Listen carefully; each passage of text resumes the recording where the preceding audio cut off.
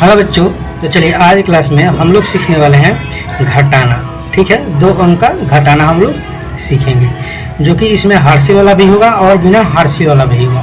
तो इसीलिए आप शुरू से लेके अंत तक देखिएगा।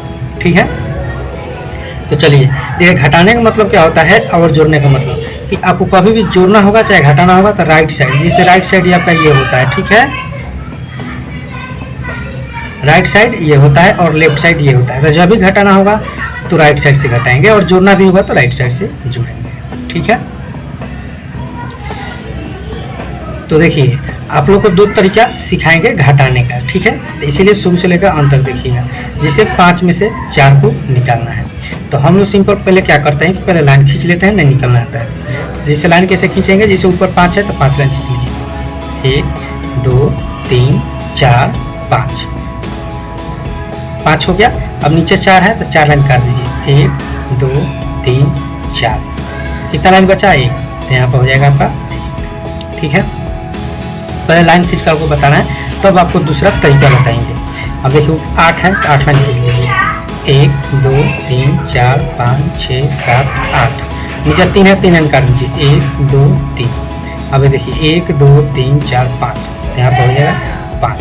ठीक है, एक तो ये तरीका है लाइन खींचकर। अब देखिए दूसरा तरीका क्या है, दूसरा तरीका आपको इसमें बताएंगे। ठीक है, दूसरा तरीका जैसे मान लीजिए कि आपको 7 में से 3 को घटाना है तो 3 है, तो देखिए 7 तक गिनना है। 3 पर से 7 तक गिनना है, यानी 3 जो संख्या है ना, 3 के बाद क्या आता है। तो देखिए जैसे 3 है तो मान लीजिए कि 3 पर से आपको गिनना है, तो मान लीजिए कोई भी संख्या हो आप 3 मान लीजिए। जैसे मान लेते हैं कि ये 5 है, अंगुली 5 है ना, देखिए यहाँ पर समझाना आपको 5 उंगली है। तो मान लीजिए कि ये 3 है तो 3 के बाद क्या आता है 4 5 6 7 आया ना। तो बताइए इसको आप 3 माने हैं ना, इस अंगूठा जो है ये आपको 3 माने हैं। तो 3 के बाद क्या आता है 4 5 6 7। तो 3 के बाद कई उंगली गिने, ये 3 छोड़ दीजिए। 3 के बाद कई गिने 1 2 3 4, 4 है तो यहाँ पर यानी कि आपका 4 आंसर। ठीक है, 4 हो गया। उसी तरह से आप इसको कर सकते हैं। ठीक है, जैसे 5 है तो 5 भी कोई भी आप उंगली को 5 मान लीजिए। मान लीजिए अंगूठा जो है आपका 5 है, ये 5 है।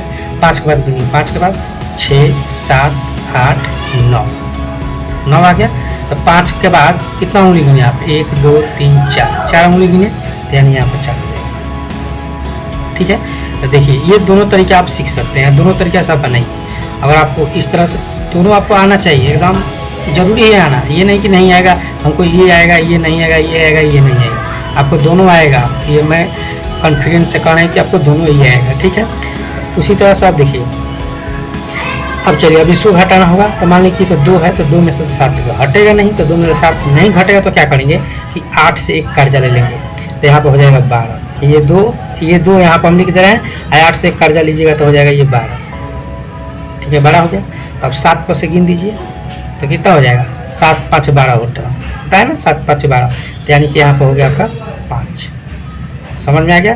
अब यहाँ पर कितना बच गया, तो 7 बच गया।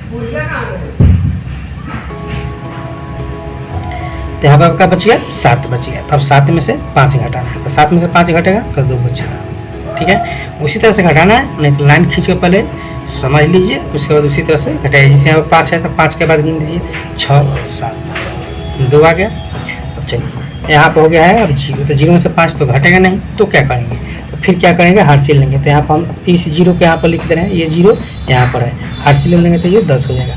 10 में से 5 घटाएंगे तो कितना हो जाएगा, 5 हो जाएगा। ठीक है, 5 होगा।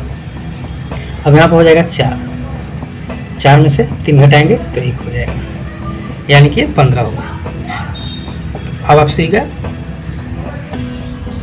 अब देखिए अब 8 में से 7 को घटाना है, तो उसी तरह से मान लीजिए। ठीक है, जैसे ये 4 उंगली है, ठीक है, यहाँ पर समझिए आप, ये 4 उंगली है, तो आपको क्या करना है कि घटाना है।